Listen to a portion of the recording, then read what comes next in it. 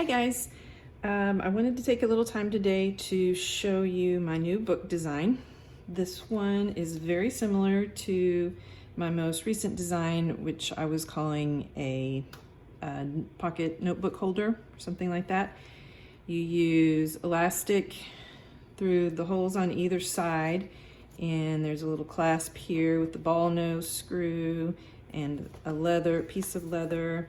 But these on the inside are a bunch of pockets or envelopes. And the reason I made these is I really like the idea of keeping greeting cards organized, but I wanted to come up with something a little more book-like, a little more elegant, I guess I could say, than the versions that are out there that are just a piece of wood for the front cover and back cover, and they either have just one big ring at the top or maybe 3 rings to where you have to punch holes in your greeting cards and organize them that way. So I decided I want to come up with a different solution, and I think this solution is very different than the other one because it's a lot more complicated, but it's nice because you don't have to punch holes in your greeting cards. You can put them in the pocket, and even more than one in each pocket. You can add decorative paper like I've done here, and this design is really pretty versatile. I made the holes on the ends a little long so that you can actually put 2 pieces of elastic in there if you like. And I just used envelopes to make signatures, which are groups of paper in a book. So I'll show you here in just a second how I put those envelopes together. If you look at my other videos, I have a video showing you how to put together a book like this with the ball head screw and gluing the leather into the back and the elastic on the ends. It's a very similar book to this one, but this one is bigger and sized for these envelopes. So what I've done is I got A9 envelopes, which is a pretty good size for most greeting cards. You can put in smaller greeting cards or bigger greeting cards. It's 5.75 by 8.75 inches, and it's 80-pound brown craft paper.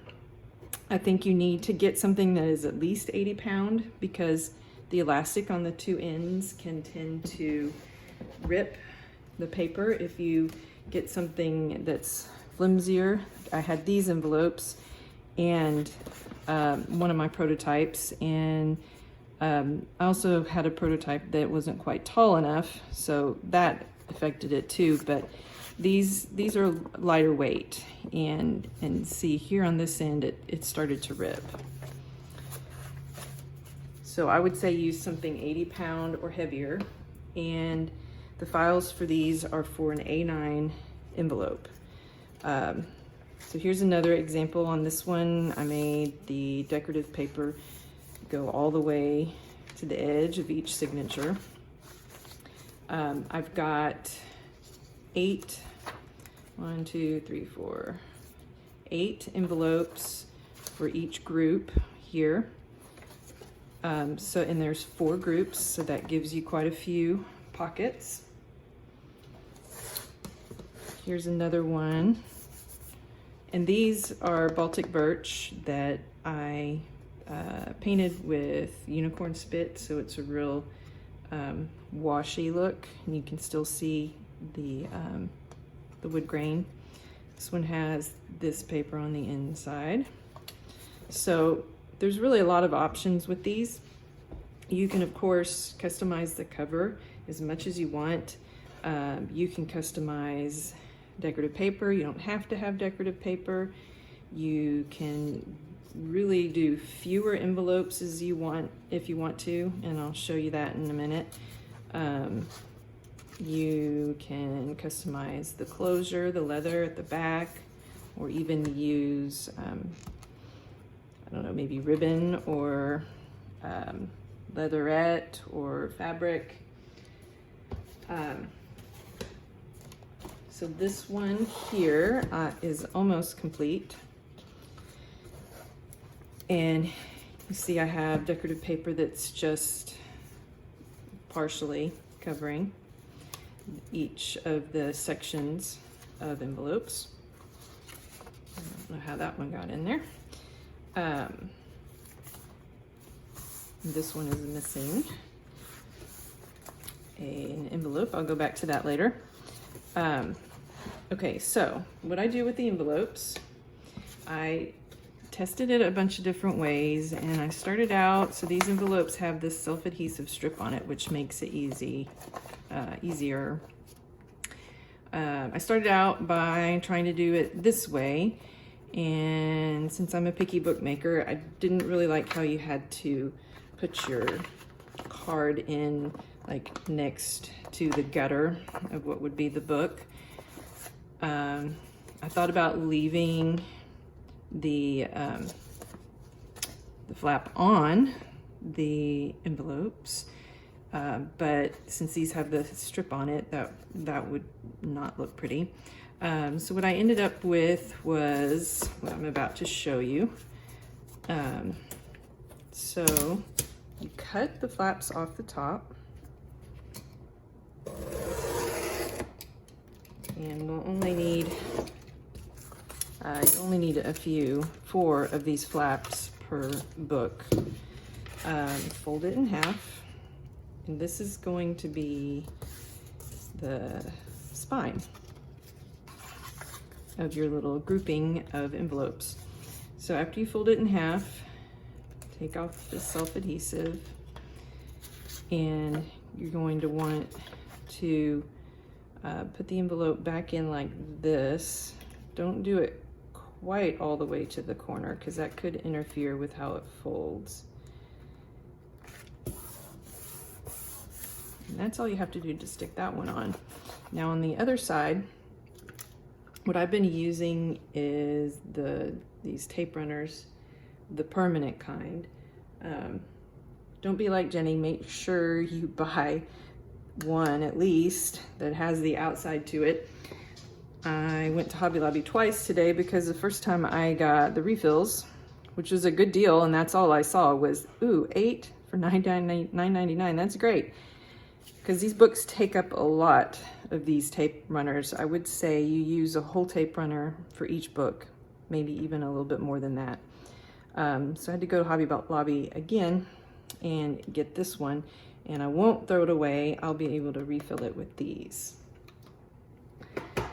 So run a bit of tape down here. This is much better than glue because you don't have to worry about it drying or anything wrinkling. Now we're going to put this on here like this, so each of the envelopes is facing the outside, and it's easy to line up if you stack the two together and then fold it like that. And I've been using my bone folder. You can use a Sharpie marker or something to just make sure those go together real good. Now you're going to do that twice for each signature. Let me fold this one. I've got some envelopes over here that I've already cut the tops off of the flaps. Okay, I'm going to take off my adhesive backing. I'm going to line it up, don't put it quite in the corner. Put it down. Put on your tape on the other side. And then think about how it's going to tape in like that. Line them up.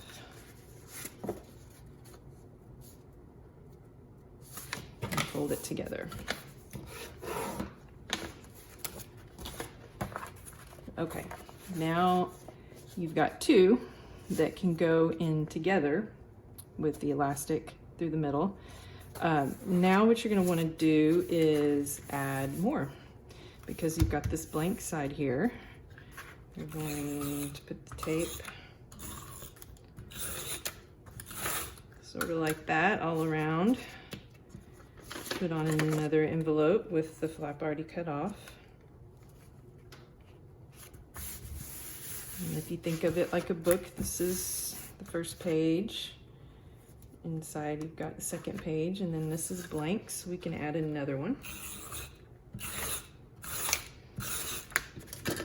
And I just did it differently. It really doesn't matter how you put the tape on, just try to get it most of the surface area where it'll stick good. Okay, now open it again. You got two there. Now we're going to want to add one here.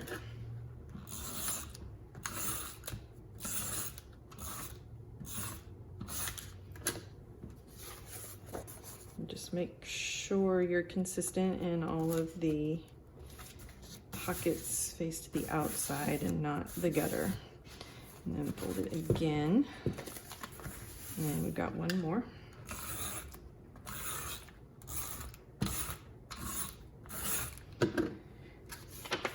This gives us 8 in the signature.